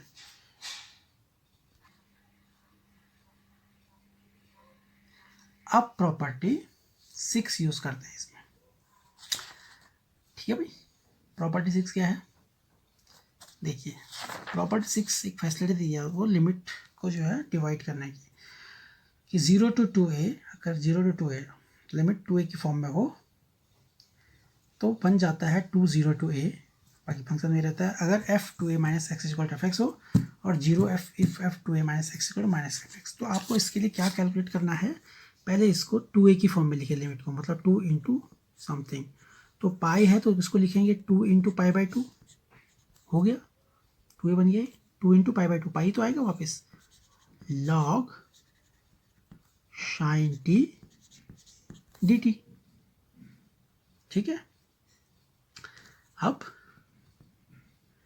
क्या निकालना होता है, f2a माइनस एक्स, यहाँ पर t है तो t, f2a minus t, function क्या है log sin t, f का मतलब फंक्शन, तो log sin 2a क्या हो गया 2 into pi by two minus t. तो क्या हो गया है, log sine pi minus t, और log sine pi minus t, इसकी वैल्यू ट्रिग्नोमेट्री याद करिए, पाई माइनस टी होगा, क्या होगा, सेकेंड क्वाड्रेंट में। कहाँ होता है, सेकेंड क्वाड्रेंट में। सेकेंड क्वाड्रेंट में होता है पाई बाई टू प्लस थीटा और पाई माइनस थीटा। और सेकेंड क्वाड्रेंट में साइन क्या होता है, पॉजिटिव होता है, और पाई माइनस टी में नहीं बदलता है, साइन नहीं बदलता है। तो वापस क्या आ गया, साइन टी। तो ये क्या था, एफ टी फंक्शन, वापस फंक्शन आ गया। तो f two a minus t is equal to f t, या आप कहेंगे f two a minus x equal to F x. और प्रॉपर्टी 6 देखिए कि 0 to A F x D x is equal to, अगर f two a minus x equal to वापस f x आ गया तो इसको ऐसा लिखते हैं। तो using property 6, using property f two a minus x is equal to आ गया F x. So 0 to 2a f two a minus x D x equal to क्या बन जाता है, 2 0 to a F x D x. तो ये जो I1 function है ये प्रॉपर्टी 6 को फुलफिल कर रहा है, मतलब इसमें f two a minus x equal to F x आ रहा है। तो प्रॉपर्टी 6 से क्या हो जाएगा कि इसमें 2 बाहर आ जाएगा और लिमिट 2a की जगह a हो जाएगी। तो क्या बन जाएगा, I1 is equal to, I1 क्या था, ये देखो 1/2 इसमें पहले से है तो ये कॉपी करेंगे, 1/2। अब देखिए इंटीग्रेशन की वैल्यू, जो इंटीग्रेशन 0 टू 2a, तो क्या हो जाता है, इस प्रॉपर्टी से 2 बाहर आ जाता है, तो 2 बाहर आ गया, इंटू 0 टू a, यहाँ a था 2 इंटू a की जगह क्या है, पाई बाई 2, और जो फंक्शन है वही आ जाता है log sine t f x. तो log sine t d t. तो ये प्रॉपर्टी यूज़ कर दी प्रॉपर्टी 6, अगर f two a minus x is equal to F x आ जाए तो वैल्यू हो जाती है 2 0 to F x D x. और अब ये 2 से 2 कैंसिल हो गया, तो I1 इज इक्वल टू आपका हो गया 0 to pi by 2 log sine t d t. और हमने पहली प्रॉपर्टी यूज़ करेंगे। पहली प्रॉपर्टी क्या थी कि डेफिनेट इंटीग्रेशन में वेरिएबल बदल देने से डेफिनेट पे कोई फर्क नहीं पड़ता है। प्रॉपर्टी 1 ही तो थी, क्या थी प्रॉपर्टी 1, प्रॉपर्टी 1 ये थी, देखिए कि ए to F x D x equal to f y d y, मतलब वेरिएबल बदल दो, एक्स की जगह वाई लिख दो या टी लिख दो, कोई फर्क नहीं पड़ता है। तो यहाँ पर हम टी की जगह क्या लिख देंगे, एक्स लिख देंगे, क्योंकि हमारा जो क्वेश्चन है वो एक्स में है। तो क्या बन गया ये, log sine x t x. और याद आ रहा है यही हमारा क्वेश्चन था, 0 to pi by 2 log sine x t x. और इसका हमने क्या माना था, आई, क्या माना था, जो हमने क्वेश्चन दिया था आई। तो I1 इज इक्वल टू क्या आ गया, आई। और अभी क्वेश्चन हमने कहाँ पे छोड़ा था, वो थी हमारी क्वेश्चन जहाँ पे हमने क्वेश्चन छोड़ा था, जहाँ से हमने I1 अलग से कैलकुलेट किया था, वो थी आई इज इक्वल टू I1 और क्या था माइनस, याद आ रहा है लॉग 2, पीछे देखिए लॉग 2 और 0 to pi by 2 d x. यहाँ पे से हमने इसको I1 कैलकुलेट किया था। अब I1 की वैल्यू कितनी आ गई, ये 2i इज इक्वल था, sorry 2i is equal to, ये थी वो क्वेश्चन। तो I की वैल्यू कितनी, I1 की वैल्यू कितनी आ गई, i। तो i माइनस लॉग 2 और डी एक्स का इंटीग्रेशन x, और इसके ऊपर क्या लगेगी, लिमिट 0 टू पाई बाई 2, और ये i यहाँ गया तो क्या हो गया, 2i minus I is equal to minus log 2, ये तो इधर चले गया, और x इसमें एक बार अपर लिमिट रखेंगे, एक बार लोअर लिमिट, अपर लिमिट रखी तो पाई बाई 2, लोअर रखी तो 0। तो ये है 2i माइनस आई, तो 2i माइनस आई गया, कितना बचा, i is equal to minus log 2 और pi by 2 minus 0 into pi by. तो आंसर आ गया log 2 इंटू पाई बाई। ये वेरी इंपॉर्टेंट क्वेश्चन है, ये जब आप लोग 12th में होंगे तभी बहुत बार पूछा जाता है, आपको ध्यान है, और यहाँ भी पूछा जा रहा है। तो मुझे उम्मीद है आप लोग ये समझ गए होंगे। थोड़ा सा जो प्रॉपर्टी 6 करते हैं यहाँ पे कन्फ्यूजन होता है, बाकी तो सिंपल है क्वेश्चन। इसको बार बार करिए, आप समझ जाएंगे। अब डेफिनेट इंटीग्रेशन में कुछ स्टैंडर्ड रिजल्ट हैं या आप कहें कुछ फॉर्मूले हैं जिनको हम डायरेक्ट इंटीग्रेशन कैलकुलेट करने के लिए, डेफिनेट इंटीग्रेशन कैलकुलेट के लिए यूज़ करेंगे। तो पहला स्टैंडर्ड रिजल्ट है 0 to π/2 sin nx dx या 0 to π/2 cos nx dx। n यहाँ पर क्या है, n यहाँ पर एक धनात्मक पूर्णांक है, या आप कहेंगे n is a positive integer. n मतलब केवल एक पॉजिटिव इंटीजर होगा तभी ये फॉर्मूला यूज़ होगा। पॉजिटिव इंटीजर क्या क्या हो सकता है, नेगेटिव इंटीजर हो सकता है, या कोई फ्रैक्शन में कोई नंबर जिसको आप कहेंगे रैशनल नंबर हो सकता है, तो तब ये फॉर्मूला नहीं लगेगा, तब इसको गामा फंक्शन कहते हैं, और तब उसको कैलकुलेट करने का जो तरीका है वो आपके पास में नहीं है। तो आपके पास ये फॉर्मूला सिर्फ तब है जब n एक पॉजिटिव इंटीजर होगा, मतलब n एक धनात्मक पूर्णांक होगा। तो 0 to π/2 sin nx dx या 0 to π/2 cos nx dx कुछ भी है, दोनों की वैल्यू सेम होती है। और दो कंडीशन है। पहली कंडीशन ये कि जो an है, जो ये पावर है, ये या तो ऑड नंबर ऑड इंटीजर होगा, विषम संख्या होगी, या क्या होगी, सम संख्या होगी। तो दोनों में फॉर्म आंसर में थोड़ा सा चेंज होगा। पहला केस ये है कि जब n जो है एक ऑड इंटीजर है, विषम पूर्णांक है, तो तब चाहे साइन nx dx हो या cos nx dx हो, इस फॉर्मूले में एक ध्यान रखना है, एक तो पावर जो लिमिट है वो हमेशा 0 से π/2 ही होगी। ऐसा नहीं 0 to π/4 है और आपने सीधे फॉर्मूला लगा दिया, ये इस फॉर्म में होना चाहिए। 0 to π/2 लिमिट हमेशा 0 to π/2, और साइन x या cos x, यहाँ 2x 3x कुछ भी होगा तो उसको वापस x में कन्वर्ट करना पड़ेगा, मतलब सिंपल एंगल है बिना किसी मल्टीपल के, तो साइन nx या cos nx है। ठीक है, ये ध्यान रखना है। तो जब n ऑड होगा तो इसकी वैल्यू या साइन nx हो या cos nx dx हो, दोनों के लिए सेम फॉर्मूला है कि ऊपर लिखिए n-l, ठीक है, आपको निकालना है n ऑड है, विषम संख्या है, तो 0 to π/2 सपोज करो साइन nx dx या 0 to π/2 cos nx dx, दोनों बराबर होंगे। ठीक है, तो वैल्यू क्या होगी, ऊपर आप लिखेंगे जो n है, जो पावर है उसका एक कम करके n-1, और नीचे आप लिख लेंगे n-1/n। अब यहाँ इसमें से 2 जो है कम करते जाएंगे, 2 कम करते जाएंगे, सब्ट्रैक्ट करते जाएंगे। इसमें 2 सब्ट्रैक्ट करें तो क्या बन जाएगा, n-3। 2 कम किया इसमें n-3, फिर क्या हो जाएगा n-5, और करते जाएंगे जब तक कोई पॉजिटिव इंटीजर नहीं आ जाता, मतलब लास्ट, उसके बाद कोई नेगेटिव नंबर आना शुरू हो जाएगा, वहाँ तक करेंगे, या तो 3 आएगा लास्ट में या 1 आता है, तो up to positive integer 2 subtract करते जाते हैं जब तक कोई लास्ट पॉजिटिव इंटीजर नहीं आ जाता है, जिसके बाद नेगेटिव आने लग जाएगा, वहाँ रोक देंगे। और यहाँ नीचे n लिखा था, इसमें भी 2 सब्ट्रैक्ट करेंगे, तो n में 2 सब्ट्रैक्ट किया तो n-2 हो गया, फिर इसमें 2 करेंगे तो n-4, और ये भी करेंगे अप टू पॉजिटिव इंटीजर, जब तक पॉजिटिव इंटीजर आ रहा है, मतलब 3 या 1 मोस्टली, या 5 भी कभी कभी हो सकता है, जो भी लास्ट इंटीजर आ रहा है उसके बाद जो 2 मल्टीप्लाई करने के बाद अगर जो है माइनस आ रहा है तो रोक लेंगे, वहाँ तक आंसर होगा।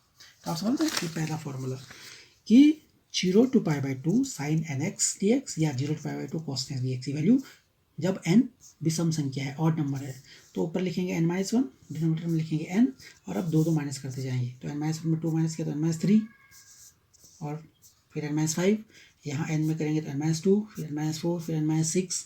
ठीक है, और कब तक करना है, जब तक पॉजिटिव इंटीजर आपको मिल रहा है, जब तक कोई धनात्मक पूर्णांक आ रहा है। जैसे कोई नेगेटिव दो माइनस करने से कोई नेगेटिव नंबर आ जाएगा तो फिर आप छोड़ देंगे। ठीक है, आपको कोई पॉजिटिव नंबर तब तक माइनस करना है जब तक कोई पॉजिटिव नंबर आ रहा है, इंटीजर वो भी। ठीक है, तो ये था जब n ऑड हो, और जब n इवन इंटीजर हो, n कोई सम संख्या हो, तो तब बाकी फॉर्मूला सेम रहता है, ये n-1 n-3, ये तो था n-1 n-3। ठीक है ना, बस आगे का हिस्सा वही रहेगा जो ऊपर था ऑड वाले में, सिर्फ फीचर्स π/2 से उसको मल्टीप्लाई कर देंगे। तो अंतर समझ रहे आप, 0 to π/2 sin nx dx या 0 to π/2 cos nx dx, दोनों का फॉर्मूला याद करने का तरीका बहुत सिंपल है। ऊपर n रखना है, नीचे ऊपर n-1 लिखना है, न्यूमरेटर में डिनोमिनेटर में लिखना है n, और अब 2 माइनस करते जाना है। तो n-1 उसमें 2 माइनस करेंगे तो n-3, फिर n-5 सो ऑन, और फिर नीचे हो जाएगा n, उसमें 2 माइनस करेंगे n-2, n-4, n-6, n-8, n-10 so on. कब तक करना है माइनस? जब तक पॉजिटिव इंटीजर मिल रहा है माइनस करने से। जब आपको क्वेश्चन मिलेगा तो वहाँ पे n की जगह कोई नंबर होगा, जैसे कोई नेगेटिव आ जाएगा वहाँ पे छोड़ देंगे, नेगेटिव को नहीं लिखेंगे। जब ऑड होता है तो यही स्टेप रहता है, और जब n कोई इवन नंबर रहता है, वो सम पूर्णांक रहता है, तो बाकी फॉर्मूले में पहला स्टेप वही है, दूसरे स्टेप में उसमें π/2 से मल्टीप्लाई कर देते हैं। ठीक है, ये पहला स्टैंडर्ड रिजल्ट है जो हमको याद रखना है। ये याद रखना है, क्वेश्चन आएगा सीधे इसकी बेस पे। दूसरा, जब किसी क्वेश्चन फंक्शन में साइन और कॉस दोनों हो, तो इस फॉर्म का होगा 0 to π/2, ठीक है, साइन mx पावर m है, साइन की पावर m है, कॉस की पावर cos x की पावर n है, और m और n are positive integer, m और m दोनों क्या हैं? धनात्मक पूर्णांक है। ठीक है, ये फॉर्मूला है। ऊपर क्या था? या तो केवल साइन था या केवल कॉस था। अब ऐसा कोई फंक्शन है जिसमें साइन और कॉस दोनों है, लेकिन इसमें क्या याद रखना है कि ये अगर साइन के साथ अगर एंगल x है तो कॉस के साथ भी एंगल x ही है। ऐसा नहीं जैसे आपके पास क्वेश्चन आया है साइन m 2 थीटा और कॉस n 3 थीटा, तो अब ये फॉर्मूला नहीं लगेगा, क्योंकि यहाँ एंगल 2 थीटा है और यहाँ एंगल 3 थीटा है, दोनों जगह अलग अलग एंगल है। दोनों साइन और कॉस दोनों का एंगल सेम होना चाहिए। यहाँ बहुत जगह बहुत सारे स्टूडेंट गलती करते हैं, एग्जाम में आता है कि 0 to π/2, ठीक है, sine m sine square 2 theta cos n या थीटा। अब यहाँ 2 थीटा थीटा बच्चे सीधे फॉर्मूले अप्लाई कर देते हैं। नहीं, पहले एंगल सेम बनाना पड़ता है। अगर यहाँ 2 थीटा है थीटा तो दोनों को थीटा बनाइए, यहाँ 3 थीटा है यहाँ 2 थीटा है तो दोनों को 2 थीटा बनाइए। आपको पहले एंगल सेम करना है, तब फॉर्मूला अप्लाई करेंगे। और लिमिट हमेशा 0 to π/2 होनी चाहिए। अगर नहीं है तो लिमिट को 0 to π/2 अगर आप बना सकते तो बनाइए, तभी ये फॉर्मूला लगेगा। ऐसा नहीं क्वेश्चन में कुछ भी दिया, आपने लिमिट चेक नहीं किया, आपने देखा क्या जी साइन है यहाँ कॉस है पावर लगी है तो मैं ये फॉर्मूला यूज़ कर दूँगा। ये बहुत बार ऐसी गलतियाँ होती हैं। तो इन फॉर्मूले में पहले ध्यान नहीं रखना है कि लिमिट सिर्फ 0 to π/2 होनी चाहिए। नहीं है तो बनाने की कोशिश करिए, अगर बना सकते हैं। नहीं बना सकते तो फिर फॉर्मूला नहीं लगा सकते हैं। दूसरा, ये जो एंगल है साइन के साथ एंगल, अगर जो एंगल है वही कॉस के साथ भी एंगल होना चाहिए। अगर यहाँ थीटा है तो यहाँ भी थीटा होना चाहिए, यहाँ एक्स है तो यहाँ भी एक्स होना चाहिए, यहाँ अगर 2x है तो यहाँ भी 2x होना चाहिए। ठीक है, और 2x 3x 4x कुछ है तो उसको वापस सिंगल एंगल में मतलब x में या थीटा में बदलना पड़ेगा, तब फॉर्मूला लगेगा। इसमें भी 2 कंडीशन होगी, जब m या n या दोनों m और n दोनों ही ऑड हो मतलब विषम हो, या तो m हो या n हो, या आपको कोई सा भी एक या दोनों आपको दिख रहे हैं ऑड है, विषम पूर्णांक है, तो फिर यही फॉर्मूला लगेगा ये वाला कि पहले साइन की पावर लिखेंगे m-1, उसमें से 2 माइनस करते जाएंगे जब तक पॉजिटिव इंटीजर आ रहा है। फिर कॉस की पावर n2, कॉस की पावर लिखी n-1, फिर 2 जैसे वहाँ लिखा था, और इसमें 2 माइनस करते गए जब तक पॉजिटिव इंटीजर आ रहा है। नीचे दोनों का सम लिखेंगे m + n, साइन की पावर का भी और कॉस की पावर का भी। इसके बाद फिर वही प्रोसीजर है, m + n लिखा, इसमें से 2 माइनस करते जाइए। कब तक करना है? जब तक पॉजिटिव इंटीजर नहीं मिल जाता है। ठीक है, ये फॉर्मूला याद करने का अपनी तरीका डेवलप कीजिए। और दूसरी कंडीशन क्या होगी कि जब m और n दोनों क्या हों? इवन हों। ऑड वाले में दोनों का ऑड होना जरूरी नहीं है, कोई एक भी ऑड है तो वो फॉर्मूला लग जाएगा, लेकिन इवन वाले में शर्त है कि m और n दोनों जब इवन होंगे तो तब पहला स्टेप सेम है। m-1 लिखेंगे, 2 माइनस करते जाएंगे, n-1 लिखेंगे, 2 माइनस करते जाएंगे, नीचे m + n लिखेंगे, फिर 2 माइनस करते जाएंगे। बस यहाँ जब दोनों इवन होंगे तो एक चीज़ और एक्स्ट्रा जुड़ जाएगी कि π/2 से मल्टीप्लाई करेंगे। ठीक है, ये फॉर्मूले का मैं आपको PDF भेज दूंगा याद करने के लिए। अब इसकी बेस पे कुछ एग्जाम्पल लेते हैं। तो ये हमने अपना पहला एग्जाम्पल लिया 0 to π/2 साइन 9x 9 पावर x dx। तो पहली चीज़ देखिए n मतलब पावर है, वो क्या है? ऑड है। क्या है? ऑड, विषम संख्या है। तो विषम संख्या तो कौन सा फॉर्मूला लगेगा? ये पहले वाला फॉर्मूला लगेगा। ठीक है ना, मतलब π/2 से मल्टीप्लाई नहीं करना है। तो क्या होता है, जो n होता है क्या लिखते हैं? n-1, और नीचे क्या लिखते हैं? n। तो आपने क्या लिखा n माइनस 1, n की वैल्यू 9 है, n इक्वल टू इस क्वेश्चन में 9 और नीचे 9। अब इसमें दो दो माइनस करते जाते हैं, ठीक है। तो ऐसा करिए, इसको और भी आसान लगेगा आपको ये। पहले फॉर्मूला लिख दीजिए, n minus 1 n minus 3 dot dot dot, जब तक पॉजिटिव इंटीजर मिलता है। यहाँ n लिखा, फिर n माइनस 2 n माइनस 4 सो ऑन, जब तक पॉजिटिव इंटीजर नहीं मिलता। n माइनस 1 कितना हो गया, 9 माइनस 1 कितना हो गया 8, पहले ही लिख दीजिए। और n कितना है 9। अब क्या करना है, इसमें 2 माइनस करना है। तो 2 माइनस किया तो कितना आ गया भाई, इंटू 6, फिर 2 माइनस किया तो कितना हो गया 4, फिर 2 माइनस किया कितना हो गया 2, और अब 2 माइनस करेंगे तो कितना हो गया 0, तो 0 तो नहीं लिखेंगे, 0 पॉजिटिव इंटीजर नहीं है, ठीक है। तो यहाँ तक लिखना है। अब इसमें 2 माइनस करना है 9 में, n माइनस 2 कर रहे हैं, फिर n माइनस 4, तो आप बजाय इसके कैलकुलेशन आसान हो जाएगी। एक बार आप पूरा लिखें और फिर ये सब करें, तो 2 2 माइनस करिए, तो 9 में से 2 माइनस किया 7, फिर 2 माइनस किया 5, फिर 2 माइनस किया 3, फिर इसमें 2 माइनस किया 1, और अब 2 माइनस करेंगे तो क्या हो जाएगा 1 माइनस 2 माइनस 1 हो जाएगा, तो नहीं लिखेंगे क्योंकि तब तक लिखना जब तक पॉजिटिव आ रहा है, जब 0 या माइनस आ जाएगा रोक दें। तो यहाँ तक इस क्वेश्चन में होना था। अब इसको मल्टीप्लाई करिए, ये मल्टीप्लाई करेंगे तो ऊपर आ रहा है 128 और नीचे आ जाएगा 315, तो ये आपका आंसर हो जाएगा। अब दूसरा एग्जाम्पल लीजिए, इसमें देखिए 0 to π/2 cos 8x dx, तो n इक्वल टू क्या है 8, और 8 क्या होता है भाई इवन होता है, इवन इंटीजर है। तो जब इवन होगा तो क्या है, पहला प्रोसीजर सेम होगा फॉर्मूले में, और बाद में इंटू π/2, वही तो है फॉर्मूला। जब इवन होगा तो ये है, आगे का स्टेप वही रहेगा, और इंटू π/2।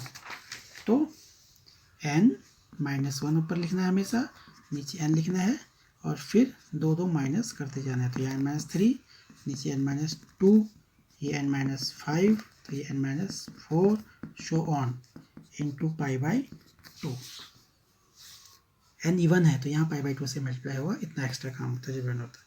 तो इज इक्वल टू n कितना, n माइनस 1 कितना आया 8 माइनस 1, तो कितना हो गया 7, और नीचे आ गया n 8। अब 2 2 माइनस करते जाइए, तो 7 इंटू 2 माइनस किया 7 में से 5, फिर 2 माइनस किया 3, फिर 3 में से 2 माइनस किया 1, 8 में से 2 माइनस किया 6 में से 2 माइनस किया 4 में से 2 माइनस किया 2, और 2 में से 2 माइनस 2 हो जाएगा 0, तो अब नहीं लिखेंगे इंटू π/2।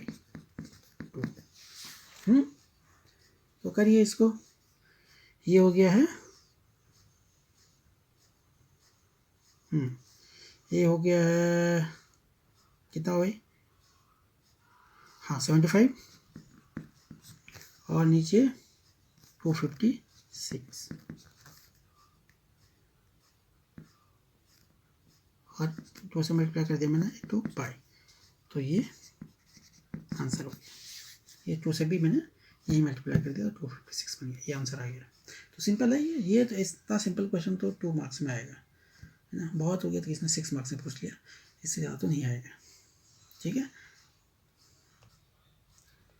अब ये एग्जाम्पल लीजिए, 0 to π/2 साइन 6x cos की पावर 5x, इसमें साइन और कॉस दोनों आ गए, दूसरा वाला फॉर्मूला यूज़ होगा इसमें, लेकिन क्या फॉर्मूला है ये, क्या फॉर्म है ये, 0 to π/2 साइन mx into cos nx dx, ये दूसरी स्टैंडर्ड फॉर्मूला होता है जी।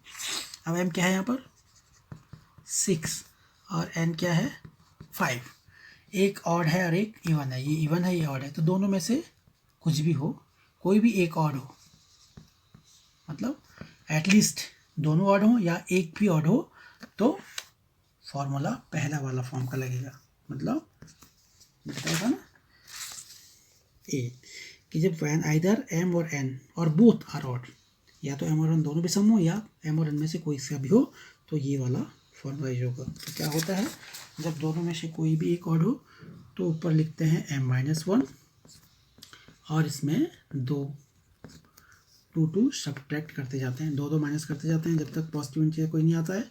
फिर लिखते हैं n-1 जो कॉस की पावर है, इसमें भी 2 सब्ट्रैक्ट करते जाते हैं जब तक कोई पॉजिटिव इंटीजर लास्ट आ रहे हैं, और नीचे लिखते हैं m प्लस n, ठीक है।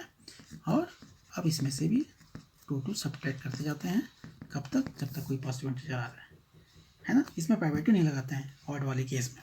तो देखिए m कितना है, m मतलब साइन की पावर 6 है, तो 6 - 1 कितना हो गया 5, और इसमें से 2 माइनस करते गए तो 3, फिर 3 में से 2 माइनस किया तो 1 हो गया। अब 1 से माइनस करेंगे तो माइनस आ जाएगा, तो यहीं छोड़ देंगे।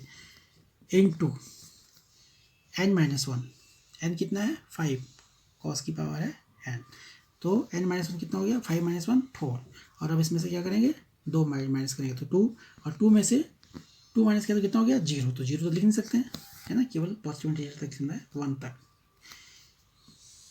अपॉन नीचे लिखेंगे m प्लस n, तो m प्लस कितना हो गया 6 + 5 कितना हो गया 11, 6 + 5 कितना हो गया 11, और अब इसमें से 2 माइनस करते जाएंगे, पहले माइनस किया तो 9, फिर किया तो 7, फिर 2 माइनस किया 5, फिर माइनस किया 3, और फिर 2 माइनस किया 1, इसकी बात नहीं कर सकते हैं, 1 - 2 -1 हो जाएगा। तो ये हो गया, अब मल्टीप्लाई करके लिखिए, तो ऊपर हो गया जो भी हुआ यार, फाइनली आंसर आ रहा है इसका 8/693, ये आप चेक कर दीजिए यार, ठीक है। नेक्स्ट एग्जाम्पल, अब ये नेक्स्ट एग्जाम्पल हमने लिया 0 to π/2 साइन की पावर 4x और कॉस की पावर 2x। तो m इसमें है 4 और n इसमें है 2, और दोनों क्या हैं इवन। तो सेकंड कंडीशन, जब m और n जो है दोनों इवन होंगे तो पहला फॉर्मूले में पहली चीज़ जो ऐड वाली केस में थी वही रहेगी, बस इंटू π/2 और कर देना है ना। ध्यान आ रहा है, दूसरा केस ये था कि जब m और n दोनों सम हो तो पहला स्टेप तो वैसे लिखना है, बस लास्ट में इंटू π/2 कर देना है। तो m क्या होता है, पहले क्या लिखते हैं m-1, और फिर इसमें 2 माइनस सब्ट्रैक्ट करते जाते हैं, ठीक है। ये आपने लिख दिया साइन की पावर, फिर कॉस की पावर जो है n-1 लिखेंगे, फिर 2 माइनस करते जाएंगे जब तक पॉजिटिव इंटीजर नहीं मिलता, ठीक है, ठीक। फिर नीचे दोनों का सम लिखते हैं, दोनों पावर का m प्लस n, और फिर इसमें से भी 2 माइनस करते जाते हैं जहाँ तक कर सकते हैं, सो ऑन, और बस अंतर इतना है, लास्ट में लिखेंगे इंटू π/2। तो देखिए अब क्या होगा, m-1, m कितना है भैया 4, m कितना है 4, तो 4 - 1 कितना हो गया 3, और 3 में से 2 माइनस किया कितना हो गया 1, इसके बाद आप आगे नहीं कर सकते, 1 - 2 तो -1 हो जाएगा, इंटू n-1, n कितना है 2, n कितना है 2, और 2 - 1 कितना हो गया 1, 2 - 1 कितना हो गया 1, और 2 - 2 कितना हो जाएगा, सॉरी n-3 हो गई, n-1 n-3, तो 1 आया, और 1 में से 2 माइनस करेंगे तो -1 हो जाएगा, तो यहीं पे खत्म हो गया, 1 लास्ट पॉजिटिव इंटीजर है, इससे आगे हो ही नहीं सकता है ना। मैं देखो साइन कॉस स्क्वायर था, तो क्या लिखा 2n-1, मतलब 2 - 1 कितना हो गया 1, और इसमें से 1 में से 2 माइनस करेंगे तो कितना हो जाएगा -1, तो हमको कहाँ तक लिखना होता है, जब तक पॉजिटिव इंटीजर होता है, तो ये यहीं पर इसकी वैल्यू यहीं पर आ गई। m प्लस n 4 + 2 कितना हो गया 6, और अब इसमें से 2 माइनस करते जाएंगे, आपको ये सब याद करने की जरूरत नहीं है, आप बस ये तरीका याद रखना है, पहला स्टेप पहला टर्म इसमें याद रखना है, और उसके बाद आपको पता है माइनस करते जाना है 2 2, तो 6 में से 2 माइनस किया तो 4, 4 में से 2 माइनस किया 2, और 2 में से 2 माइनस करेंगे तो 0, तो 0 को लिखने की जरूरत नहीं है, और इंटू π/2, और ये कितना हो गया, ये हो गया ऊपर 4, और मेरा आंसर तो डिफर आ रहा है, तो देखिए ये 3 है, ठीक है, और ये हो गया 2, और ये हो गया 32, तो π/32 नहीं सही है आंसर, तो ये आंसर, तो सिंपल है क्वेश्चन, ठीक है। अब इसका थोड़ा सा कॉम्प्लिकेटेड क्वेश्चन लेते हैं जो 6 या 10 मार्क्स में आ सकता है। अब लीजिए, ये हमारा बड़ा इम्पॉर्टेंट एग्जाम्पल है, 0 to π/6 sin² 6 थीटा कॉस की पावर 6 3 थीटा d थीटा। तो जब मैंने शुरू में एक फॉर्मूला बताया था तो मैंने कहा था इसकी फॉर्म एक बार देख लीजिए। एक तो इसमें लिमिट हमेशा 0 से π/2 होनी चाहिए, देख रहे हो, लेकिन यहाँ लिमिट क्या है 0 to π/6। पहला लिमिट इसकी फॉर्म 0 to π/2 बनानी पड़ेगी। दूसरा, हमेशा ये एंगल देखो, पावर कुछ भी हो लेकिन यहाँ x है तो यहाँ भी x होना चाहिए, दोनों का एंगल सेम होना चाहिए। लेकिन यहाँ देखो, यहाँ 6 थीटा है, यहाँ 3 थीटा है, तो दोनों में थीटा वापस लाना पड़ेगा। या तो दोनों में एक बार 3 थीटा बनाइए, तब सब्स्टिट्यूशन लगाते हैं। तो देखिए अब क्या करें, इस क्वेश्चन को करने के बाद आपको आइडिया आएगा। पहले लिमिट में आप कुछ नहीं कर सकते हैं, लिमिट तब बदलेगी इसकी जब आप कुछ सब्स्टिट्यूट करेंगे। तो पहले इसका एंगल सेम करिए। तो ये है साइन 6 थीटा, तो साइन 6 थीटा को आप लिख सकते हैं 2 इंटू 3 थीटा लिख सकते हैं भाई। और स्क्वायर का मतलब है होल स्क्वायर, तो बाहर भी लगा सकते हैं आप, परेशान नहीं होना है। ट्रिग्नोमेट्री में इस होल स्क्वायर को यहाँ पर लिखते हैं इसलिए ऐसा है। तो ये है साइन 6 थीटा को हम लिख लिया 2 इंटू 3 थीटा, और ये हो गया, इसको ऐसे रख दीजिए कॉस, जिसका आप एंगल बड़ा है उसी का तोड़ेंगे, छोटे वाले में कुछ कर नहीं सकते हैं फिलहाल, तो ऐसा रख दिया। अब 0 to π/6 लिमिट वही रही, ये बन गया sine 2 theta, sine 2 theta is equal to क्या होता है 2 साइन थीटा कॉस थीटा। अब यहाँ पर इस क्वेश्चन में थीटा की जगह लिखा है 3 थीटा, 2 3 थीटा, तो ठीक है, थीटा की जगह क्या रख दीजिए 3 थीटा, तो क्या बन जाएगा 2 साइन थीटा की जगह क्या लिखा है 3 थीटा, तो 2 साइन 3 थीटा कॉस 3 थीटा, यही तो बनेगा भाई। साइन 2 थीटा का फॉर्मूला होता है 2 साइन थीटा कॉस थीटा, तो हमने थीटा की जगह लिख दिया 3 थीटा, थीटा की जगह लिख दिया 3 थीटा, यहाँ भी लिख दिया साइन थीटा की जगह 3 थीटा, तो ये बन गया sine 2 3 theta equal 2 sine 3 theta cos 3 theta. तो ये साइन 6 थीटा को हमने इसमें तोड़ दिया, तो ये बन गया 2 साइन 3 थीटा कॉस 3 थीटा, तो 2 साइन 3 थीटा कॉस 3 थीटा, ठीक है। और कॉस इसका होल पावर भी है, इसका होल पावर है 2 into cos 6 3 theta D theta, इसको ऐसे कॉपी कर लिया। अब क्या बन जाएगा ये, तो देखिए यहाँ तक किया था हमने, तो ये अब नेक्स्ट स्टेप हो गया इसका 0 to π/6, और अभी होल स्क्वायर हो गया तो 2 का स्क्वायर हो गया 4, ये हो गया साइन स्क्वायर 3 थीटा, और ये हो गया कॉस स्क्वायर 3 थीटा, ये इसके अंदर से होल स्क्वायर कर दिया इसका इंटू, और ये कॉस 6 3 थीटा डी थीटा। अब एक चीज़ देखिए, इससे एंगल सेम हो गया, ये बन गया 0 to π/6 4, साइन तो एक ही बार है, तो साइन स्क्वायर 3 थीटा और इंटू कॉस स्क्वायर 3 थीटा यह है, कॉस 6 3 थीटा यह है, तो पावर जुड़ जाती है, मल्टीप्लाई में पावर जुड़ जाती है, तो 6 + 2 कितनी होगी 8, तो कॉस 8 3 थीटा हो गया। अब एक सफलता हमने प्राप्त कर ली कि जो है यहाँ भी एंगल 3 थीटा है, तो यहाँ भी एंगल 3 थीटा है, लेकिन एंगल को बनाना क्या है थीटा बनाना है, तभी फॉर्मूला लगेगा, और लिमिट को क्या बनाना है 0 to π/2। तो क्या करेंगे, सब्स्टिट्यूशन मेथड यूज करेंगे, पुट